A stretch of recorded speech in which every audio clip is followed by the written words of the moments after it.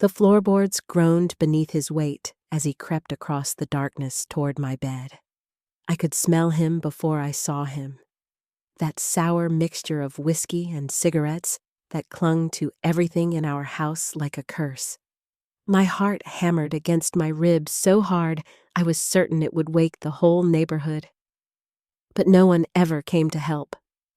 No one ever heard my silent screams. "Ah, Jessica." Tony's voice slithered through the black night like a snake. "You awake, little sister?" I squeezed my eyes shut and held my breath, praying to a God who seemed to have forgotten my address. The mattress dipped under his weight as he sat down beside me. His calloused hand found my shoulder fingers digging in just hard enough to remind me who held the power in this room. "Don't pretend you're sleeping. We both know you're not." That was the night everything changed. The night I finally understood that monsters don't live under beds. They sleep in the room next door and share your last name. My name is Jessica Randall, though I haven't used that cursed surname in over 50 years. Today, sitting on my front porch in the summer heat of 2025, watching my great-granddaughter Alice chase butterflies across the lawn, I'm finally ready to tell you a truth that's been eating at my soul for 7 decades. It's not a pretty story, mind you. It's the kind that makes your stomach turn and your heart break. But it needs telling because somewhere out there, a little girl is lying in the dark, just like I did, believing she's all alone in the world. She's not, and neither were you if this story finds you where you need it most. The year was 1958, and I was 7 years old when I first realized that my family wasn't like the happy ones I saw on television. We lived in a cramped 3-room house in Oak Ridge, Tennessee, where the nuclear plant loomed over our lives like a great gray beast spewing smoke and secrets into the sky. My father, John Randall, worked there during the day and drank away his wages at Murphy's Tavern every night. My mother, Martha, took in washing and mending to keep food on our table, her fingers permanently stained purple from the laundry bluing. And then there was Tony, my brother. 5 years older, built like a young bull even at 12 with those startling green eyes that seemed to see right through everyone's clothes. The neighbors called him handsome. The adults praised his manners. But Tony's real face only came out after dark in the suffocating privacy of our shared bedroom. Jessica's mine?" he told Billy Henderson one afternoon when the boy had offered to walk me home from school. Tony was barely 13, but his voice already carried the weight of ownership. "She don't need anybody else looking after her." Billy, only 8 and sweet as summer peaches, backed away like Tony had pulled a knife. I watched my first chance at friendship dissolve right there on the dusty road between the schoolhouse and home. "Why'd you do that?" I asked Tony as we walked the rest of the way in silence. He grabbed my wrist so tight I could feel my pulse beating against his thumb. "Because you're family, and family sticks together. Forever." The word forever hung in the air like a threat. That night, for the first time, Tony climbed into my narrow bed without any excuse about bad dreams or cold weather. He just slipped under my thin blanket like it was his right, his arm snaking around my waist. "This is what big brothers do," he whispered against my ear. "We protect our little sisters, even from themselves." I wanted to ask what he meant, but his hand was already moving to places that made my skin crawl.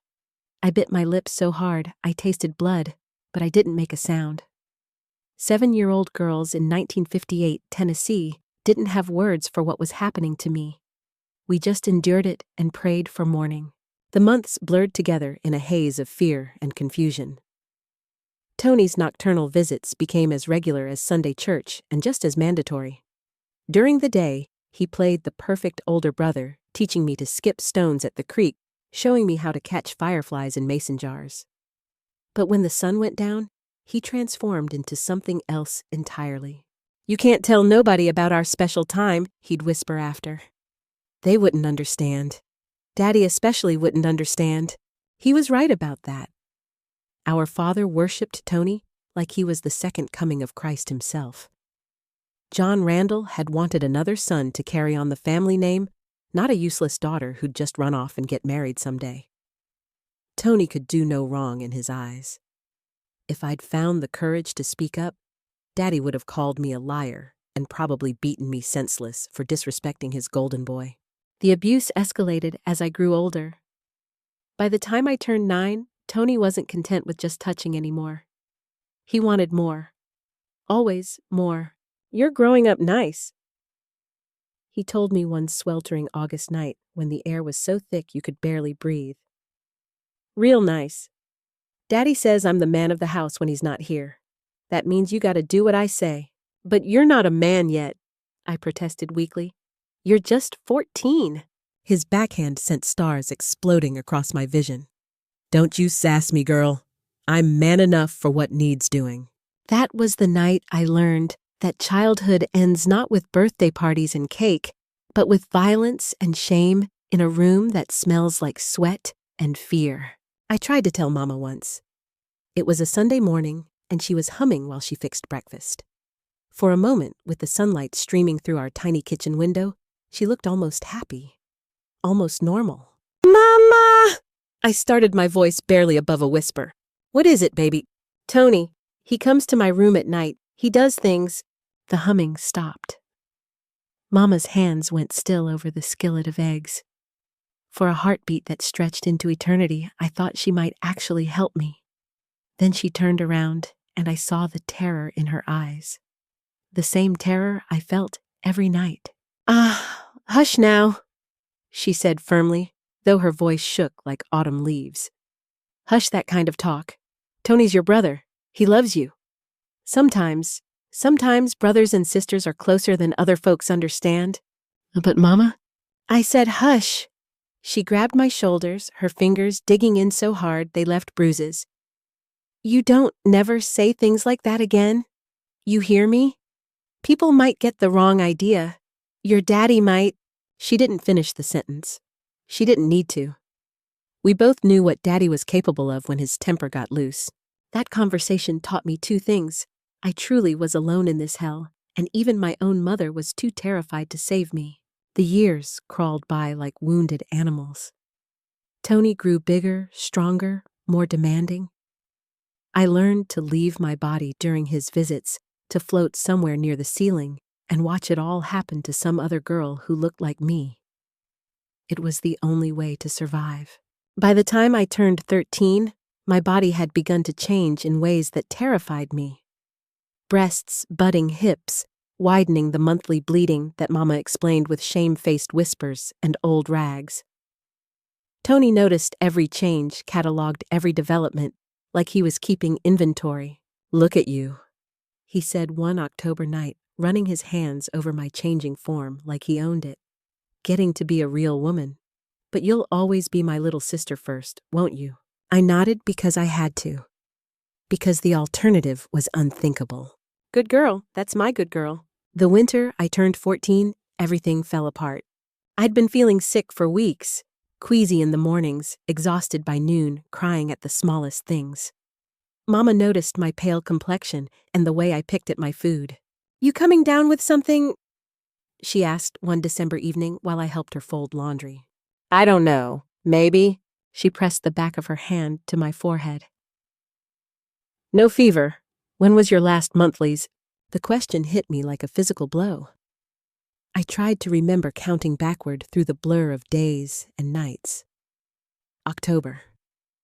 My last period had been in October. It was now the middle of December. "Oh, God!" I whispered, the truth crashing over me like an avalanche. Mama's face went white as fresh snow. She didn't need to ask any more questions. We both knew there was only one possible explanation. "How far along?" she asked quietly. 3 months, maybe 4. She sank into a chair like all the strength had left her legs. For a long moment, we just stared at each other across the kitchen table, 2 women trapped in a nightmare neither of us knew how to escape. "We have to tell your father," she finally said. "No, Mama, please. He'll kill me. He'll find out eventually. Better he hear it from us than figure it out on his own." But before we could decide what to do, Daddy came home early from Murphy's Tavern, more drunk than usual, and spoiling for a fight. He took one look at my tear-stained face and Mama's guilty expression and knew something was wrong. "What's going on here?" he demanded, swaying slightly on his feet. Mama opened her mouth to speak, but I found my voice first. "I'm pregnant, Daddy." The silence that followed was more terrifying than any scream. Daddy's face went through a series of colors. Red, purple, then a pale, dangerous white. "Whose is it?" His voice was deceptively calm, like the eye of a hurricane. I opened my mouth to tell him the truth, to finally say the words I'd been choking on for years. But Tony chose that moment to walk through the front door, whistling some tune from the radio. "What's all the commotion?" he asked, reading the tension in the room. Daddy turned to him with desperate hope. "Your sister's got herself in trouble. Claims she's carrying someone's bastard." Tony's eyes met mine across the room. In that split second, I saw him calculating, measuring the moment like a chess player considering his next move. "I tried to warn you, Daddy," he said with perfect practice sorrow. "I saw her sneaking around with that Morrison boy from the gas station. I told her no good would come of it, but she wouldn't listen." The lie rolled off his tongue so smoothly, I almost believed it myself. David Morrison was a quiet boy who'd never so much as looked at me sideways, but he wasn't here to defend himself. "That son of a bitch," Daddy snarled. "I'll kill him." "No, wait." I started, but his fist caught me across the jaw, sending me sprawling to the floor. "Whore," he roared, 14 years old and already spreading your legs like a common slut. The beating that followed was the worst I'd ever received.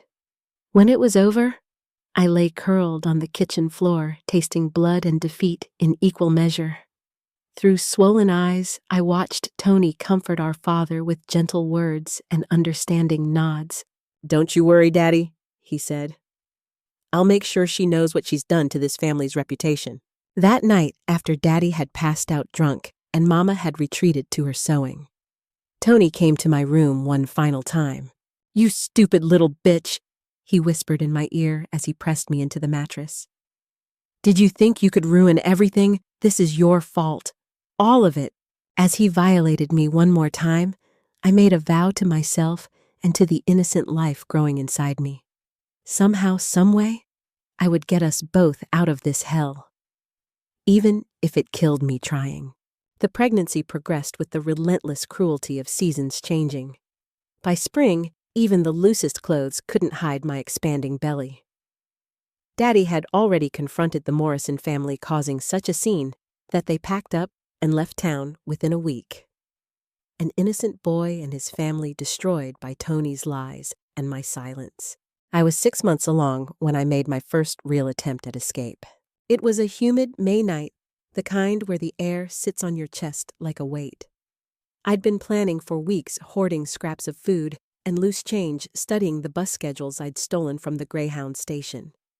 My plan was simple: wait until everyone was asleep, slip out through my bedroom window, and catch the 2 a.m. bus to Nashville. From there, I'd figure out something else. I made it as far as the end of our street before Tony found me. "Going somewhere, little sister?"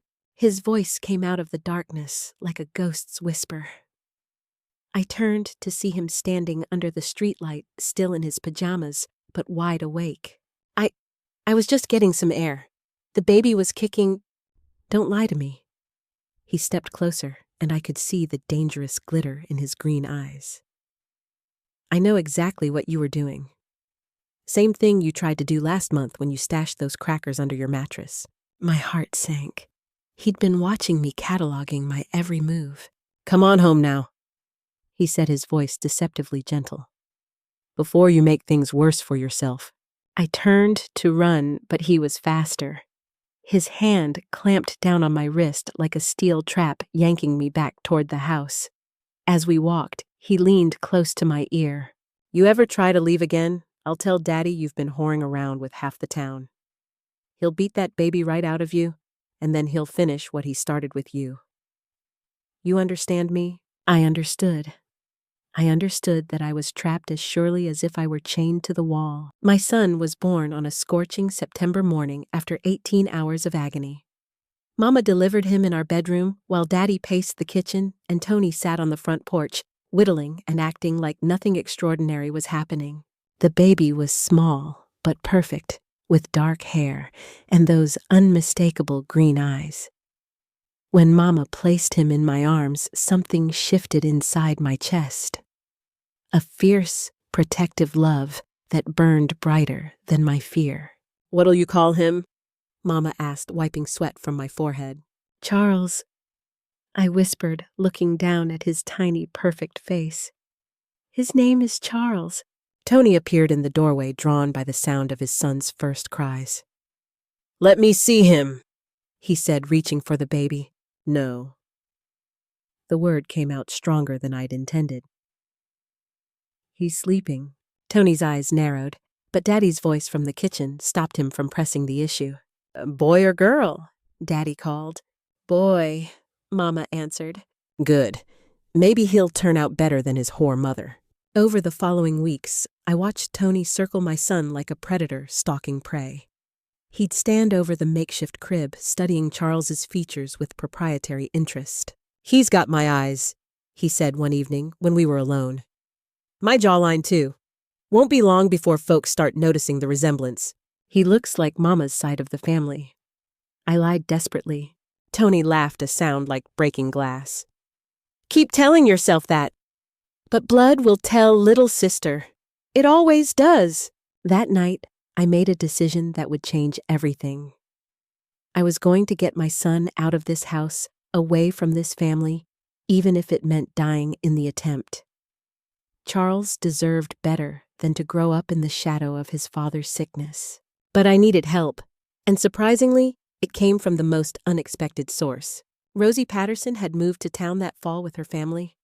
Her father worked for the telephone company, and they rented the little house 3 streets over from us. Rosie was my age, but seemed years older, with short-cropped hair and pants instead of dresses. The church ladies whispered that she was fast, but I thought she was the bravest person I'd ever met. She started talking to me after Sunday service, ignoring the way the other families whispered and stared. "That your baby?" she asked one October morning, nodding toward Charles in my arms.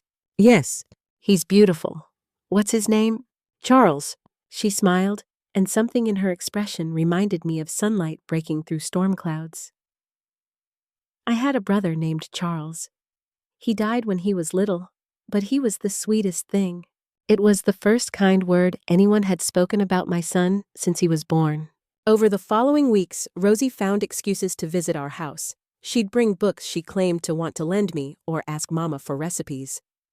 But really, she was studying our family, learning the rhythms of our hell. "You need to get out of here," she told me one afternoon when we were alone with Charles. "This isn't living, Jessica. This is just surviving." "Where would I go? I don't have any money, any family who'd take me in." "I might know someone who could help. Give me some time to make inquiries." Hope is a dangerous thing when you've lived without it for so long. It can make you brave or make you stupid, and sometimes both at once. 3 weeks later, Rosie came to me with a plan. "There's a woman in Washington, D.C., she whispered while Mama was hanging laundry and the men were at work. "She helps girls like you, finds them places to stay, jobs, new identities. But you'd have to get there first." "Bus ticket to Nashville, then train to D.C. It'll cost about $40. $40 might as well have been 40,000. Our family didn't have that kind of money lying around. But Rosie wasn't finished. "I talked to Mrs. Wilson. You know, the mayor's wife. She's been watching you with that baby, seen how gentle you are with him. She wants to help." Mrs. Laura Wilson was childless and known throughout town for her charitable works. If anyone could help me escape this nightmare, it would be her. What would I have to do? "Meet her at the church tomorrow night after evening service. She'll have everything you need." That night, I barely slept. Every creak of the floorboards made me certain Tony was coming to my room, but for once, he left me alone. Maybe even monsters need their rest sometimes. The next evening dragged by like eternity. I sat through Reverend Michael's sermon about forgiveness and redemption, holding Charles and trying not to fidget. When the service finally ended, I lingered until the last parishioner had filed out. Mrs. Wilson approached me near the altar, her face kind but serious. "I hear you need some assistance, dear," she said quietly. "Yes, ma'am, if you're willing to help." She pressed an envelope into my hands. "Train ticket to Washington and enough money to get you started. There's an address inside. Mrs. Catherine Murphy runs a boarding house for young mothers. She's expecting you." I wanted to cry, to fall to my knees and thank this angel of a woman, but she wasn't finished. "You'll need to be careful, Jessica. Men like your father and brother don't give up their property easily." Property. That's all I'd ever been to them. "When should I go?" "Tomorrow night. There's a train that leaves Nashville at midnight. If you can get there, you can disappear forever." That night, I packed what little Charles and I owned into a paper grocery bag. A few baby clothes, a bottle, some diapers made from torn sheets. For myself, I took nothing but the clothes on my back. This wasn't about comfort. It was about survival. I waited until the house was quiet, then crept to the window I'd unlocked earlier. Charles stirred in my arms, but didn't cry as I passed him through to the cool night air, then squeezed myself through the narrow opening. We were halfway to the road when I heard the front door slam open behind us. "Jessica." Tony's voice cut through the night like a blade. I ran, clutching Charles against my chest, my bare feet slipping on the dewy grass. Behind me, I could hear Tony's footsteps pounding closer. "Come back here, you stupid bitch, you can't take my son." His son. Even now, even as I ran for our lives, he claimed ownership. I made it to the main road before he caught up with us. His tackle sent us both sprawling into the gravel. I rolled, protecting Charles with my body, feeling stones tear at my skin. "Did you really think you could run from me?" Tony panted, hauling me to my feet by my hair. "Did you think I wouldn't find you?" "Please," I gasped. "Let us go. We won't cause any trouble. I'll never tell anyone anything." "You're damn right you won't tell anyone, because you're never leaving this town." He dragged us back toward the house, but as we reached our front yard, another voice cut through the darkness. "Let her go, son." We all turned to see Daddy standing on the porch, but something was different about him. He was sober, for one thing, and there was something in his posture I'd never seen before. Uncertainty. "Daddy!" Tony's grip on my hair loosened slightly. I said let her go, but she was trying to run away with... I know what she was doing. Daddy stepped off the porch, and in the moonlight I could see that his face was wet with tears. And I know why. The silence stretched between us like a taut wire. Tony's hand fell away from my hair completely. "I heard you." Daddy continued, his voice barely above a whisper. "Last night, I heard you in her room. I heard what you were doing to her." Tony's face went white. "Daddy, I can explain." "No." The word came out like a gunshot. "No, you can't explain that. No man can explain what I heard." For the first time in my life, I saw fear in Tony's eyes. Real, genuine terror. "She's my sister, Daddy. Family. I was just..." You were raping your 14-year-old sister, and that baby. Daddy's eyes moved to Charles in my arms. That baby is your son, isn't it? Tony's silence was answer enough. "What happened next will stay with me until the day I die. My father, the same man who'd beaten me for Tony's crimes, who'd called me whore and slut, fell to his knees in the middle of our front yard and sobbed like a broken child. 'Oh God,' he wept. 'Oh sweet Jesus, what have I allowed to happen in my house?' I stood there in my torn nightgown, holding my infant son, and watched my father finally see the truth he'd been hiding from for years. It should have felt like victory. Instead, it just felt like the end of everything I'd ever known. Daddy!" Tony tried again, but our father waved him away. "Get in the house," he said without looking up. "Get in the house and pack your things. You're leaving tonight." "Where am I supposed to go?" "I don't care. Hell for all I care. But you're not staying under the same roof as her one more night." Tony looked at me then, and in his eyes I saw something that chilled me to the bone. Not remorse, not shame, Rage. Pure, burning rage at being caught. "This isn't over," he said quietly so only I could hear. But it was over. As Tony disappeared into the house to pack his belongings, Daddy slowly got to his feet and approached me. "Jessica," he said, and his voice was that of a stranger. I don't know how to. Can you ever forgive an old fool?" I looked at this man who'd terrorized me my entire life, who'd enabled my abuse, who'd called me names that cut deeper than any physical wound. Part of me wanted to spit in his face and tell him exactly what his forgiveness was worth. Instead, I said, "I'm leaving Daddy, tonight, and I'm never coming back." He nodded slowly. "I understand. Here."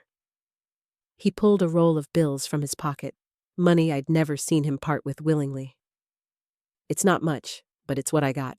I took the money without a word. It wasn't forgiveness, but it was something. An hour later, I stood at the Greyhound station with Charles sleeping in my arms and everything I owned in a paper bag. The ticket agent, a kindly old man who didn't ask questions, helped me board the bus to Nashville. As we pulled away from Oak Ridge, I pressed my face to the window and watched my childhood disappear into the darkness. I should have felt sad, leaving the only home I'd ever known. Instead, I felt something I'd almost forgotten existed: hope. The journey to Washington took 2 days of buses and trains of feeding Charles in depot bathrooms and sleeping upright in hard plastic chairs. But every mile between us and Tennessee felt like a small victory. Mrs. Catherine Murphy's boarding house was a 3-story brick building in a neighborhood that had seen better days. Mrs. Murphy herself was a stern Irish woman with kind eyes and hands that spoke of hard work. "So you're Jessica," she said when I knocked on her door. "Mrs. Wilson wrote to me about you. Come in, child. You look ready to drop."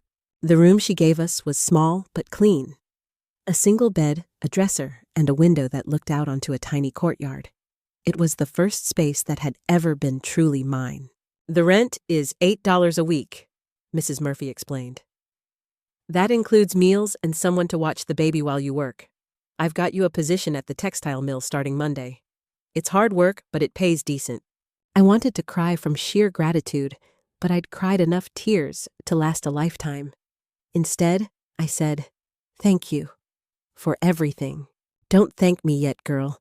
Thank me when you've made something of yourself." Making something of myself turned out to be harder than I'd imagined. The textile mill was hot, loud, and dangerous. The other workers were mostly women like me, running from something, starting over, carrying secrets they'd never share. We worked 12-hour shifts, went home exhausted, and got up the next day to do it all again. But it was honest work. And for the first time in my life, I was earning my own money. No one hit me. No one called me names. No one came to my room at night. Charles thrived in our new life. Mrs. Murphy's neighbor, Mrs. Elena Rodriguez, watched him during my shifts. She was a grandmother whose own children were grown, and she loved Charles like he was her own grandchild. "Mijo is so smart," she'd tell me when I picked him up each evening. "Today he said agua when he wanted water. He's learning Spanish." Watching Charles grow up safe and happy was worth every ache in my back, every blister on my hands. He was walking by 10 months, chattering in a mixture of English and Spanish by 18 months. He had Tony's green eyes and stubborn chin, but his nature was gentle, curious, loving. When Charles was 2, I made a decision that would define the rest of our lives. I legally changed our last name from Randall to Smith, common enough to blend in anywhere, and I created a father for my son. "Your daddy was a wonderful man named Robert Smith," I told Charles when he was old enough to ask. "He was an engineer who built bridges. He died in an accident before you were born, but he loved you very much." It was a lie, but it was a good lie. A lie that would give my son a legacy to be proud of instead of ashamed to carry. As the years passed, we built a life in Washington.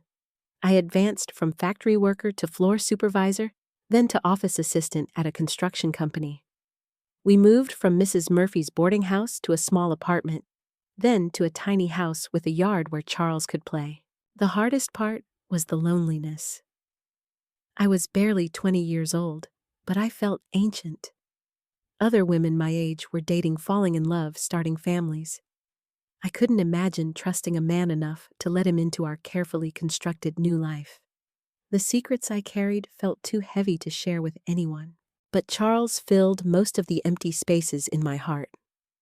Watching him grow into a good, kind boy erased some of the horror of how he came to be. He played baseball in the summer, joined the school choir, brought home stray cats and friends who needed feeding. "Mom, can Kevin stay for dinner?" he'd ask, leading some scrawny kid through our front door. "His mom's working late again." I always said yes. Our house became a refuge for the neighborhood children, the ones whose parents worked too much, drank too much, or simply didn't care enough. I couldn't save myself as a child, but I could save others. When Charles turned 16, a man named Robert Patterson moved into the house next door. He was a widower in his 60s, retired from the postal service with gentle hands and patient eyes. He noticed that Charles was trying to fix our broken fence with more enthusiasm than skill. "Mind if I lend a hand?" he asked one Saturday morning. That simple offer began a friendship that would reshape our lives. Mr. Robert, as Charles called him, became the grandfather figure my son had never had. He taught Charles to drive, helped him with his college applications, walked him through the mysteries of shaving and dating and becoming a man. "Your boy's got a good heart," he told me one evening as we watched Charles help an elderly neighbor with her groceries. "You've raised him right." "He raised himself mostly," I said. "I just tried not to mess it up too badly." Mr. Robert was dying when Charles graduated high school with a full scholarship to engineering school. It was fitting somehow. My fictional story about his father being an engineer was coming true through Charles's own choices. "I want to leave you the house," Mr. Robert told me during his final weeks. "It's paid for, and you two are the closest thing to family I've got left." "Mr. Robert, we can't accept—" "Yes, you can. And you will. That boy of yours is going to be somebody special, Jessica. He's going to build bridges just like you always told him his father did." Mr. Robert died peacefully in his sleep on a warm June morning. At his funeral, I realized that this kind man had given me something I'd never had before: a father's love. Not for me, it was too late for that, but for Charles. And through loving my son, he'd shown me what a good man looked like. Charles graduated college with honors and immediately got a job with a prestigious engineering firm. He was 22, handsome as sin, with those green eyes and easy smile when he brought Claudia home to meet me. She was perfect for him. Smart, funny, from a good family that actually was good. At their wedding, I cried tears of pure joy watching my son dance with his bride, knowing he would never hurt her the way I'd been hurt. Their children came quickly and were welcomed with celebration instead of shame. Mary Claire first, then John Robert, named for the man who'd been Charles's surrogate grandfather, then little Alice. Watching Charles with his daughters, seeing how gently he handled them, how fiercely he protected them, erased the last of my fears about his DNA. Being a grandmother was a joy I'd never expected. Mary Claire called me Nana and insisted I read her stories every night when they visited. John Robert taught me to play video games and patiently explained the rules of soccer. Alice, my youngest grandchild, was pure sunshine in human form. "Tell us about Grandpa Robert," they'd beg during family dinners. "Tell us about when Daddy was little." I'd spin tales about the fictional Robert Smith, the bridge builder, who loved his family but died too young. Charles would smile and add details to the story, having heard it so many times he believed it himself. In a way, it had become true. Mr. Robert Patterson had been more of a father to Charles than the man whose DNA he carried. The years flew by faster than I could catch them. Charles became a partner in his firm. His children grew into teenagers, then young adults. Mary Claire became a teacher. John Robert followed his father into engineering, and Alice studied medicine. I was 68 when Charles sat me down for a conversation I'd been dreading for decades. "Mom," he said carefully. "I've been thinking about Dad lately, about my father." My heart stopped. "What about him?" "I want to know more. Real details, not just the stories. I want to visit his grave, maybe meet his family, if any are still alive." I'd always known this day might come. Charles was an intelligent man, and the internet made finding information easier than ever before. If he started looking for Robert Smith, the bridge builder from Tennessee, he'd quickly discover that no such person had ever existed. "Honey," I said carefully, "your father died a long time ago. There's really nothing left to find. But there might be records, death certificates, family members. I look in the mirror sometimes and wonder where I get certain features, certain mannerisms. You know, I knew those features came from a monster I'd spent 50 years trying to forget. Those mannerisms came from a man who'd destroyed my childhood and stolen my innocence. But Charles could never know that. Some things are better left in the past, sweetheart." He studied my face with those perceptive green eyes. "There's something you're not telling me, isn't there?" For a moment, I considered telling him the truth. All of it. The abuse, the rape, the real circumstances of his birth. But then I thought about his daughters, about the way he looked at them with such pure, protective love. What would it do to him to know he was the product of incest? What would it do to his relationship with his own children? "Your father was a good man who loved you," I said firmly. "That's all you need to know." Charles looked like he wanted to press further, but something in my expression stopped him. "He was a good son. He'd learned when not to push." "Okay, Mom, if that's how you want it." It was how I wanted it, how I needed it. Some truths are too heavy for the next generation to carry. The conversation haunted me for weeks afterward. I found myself staring at old photos of Charles as a baby, remembering those early days when every shadow seemed to hide a threat. Had I done the right thing, keeping the truth from him? Or was I just a coward protecting myself more than him? The answer came to me while watching Alice play with her dolls during a family dinner.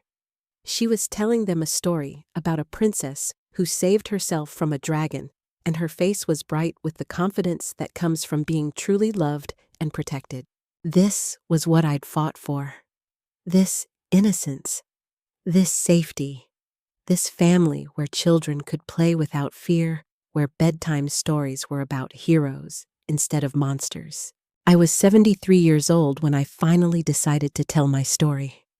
Not to Charles, never to Charles, but to the world.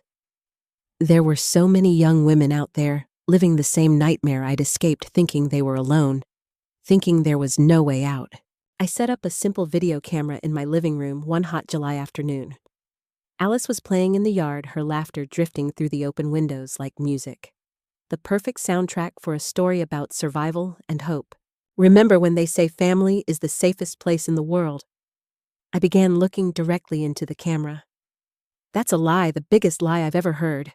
As I told my story, I felt something I hadn't expected: peace.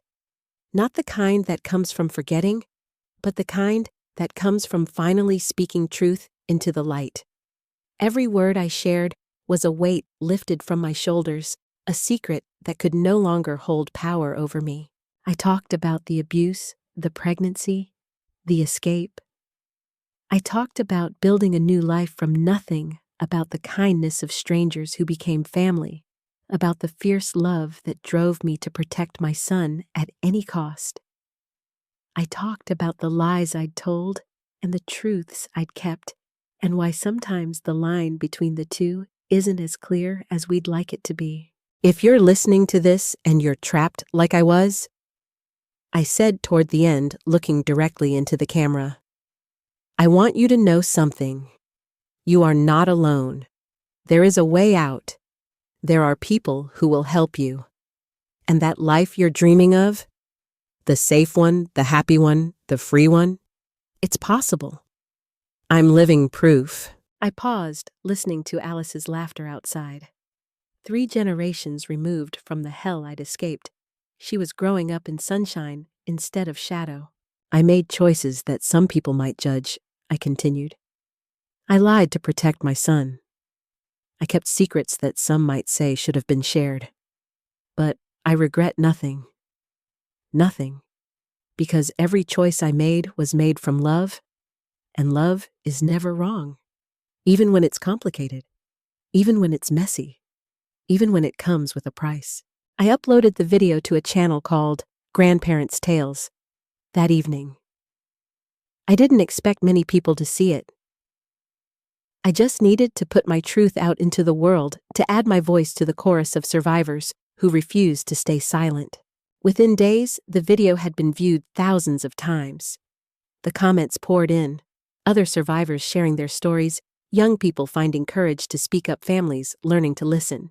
My story had touched something universal, some deep well of pain that exists in too many homes. Thank you for sharing this, wrote one young woman.